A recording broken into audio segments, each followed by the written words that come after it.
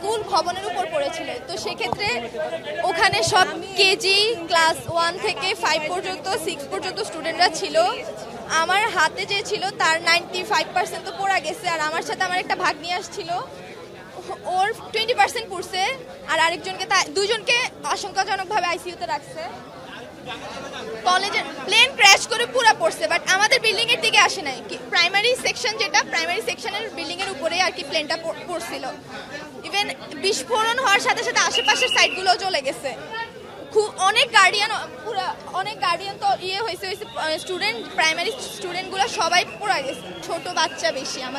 আমাদের ওটা primary section, school section ছিল, ওখানে কেজি 1 থেকে 5, 6 এইসব স্টুডেন্টস আছে।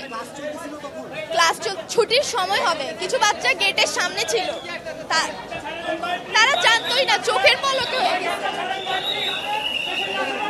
ডক্টর বলেছে সাইন লাগবে, ওর গার্ডিয়ানকে কল দেওয়ার পরে ওর গার্ডিয়ান বললো যে আমাকেই সাইন দিয়ে দিতে।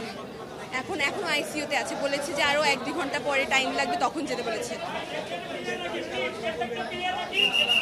আনুমানিক বলতে পারবো না, 100-200 বেশি তো হবেই।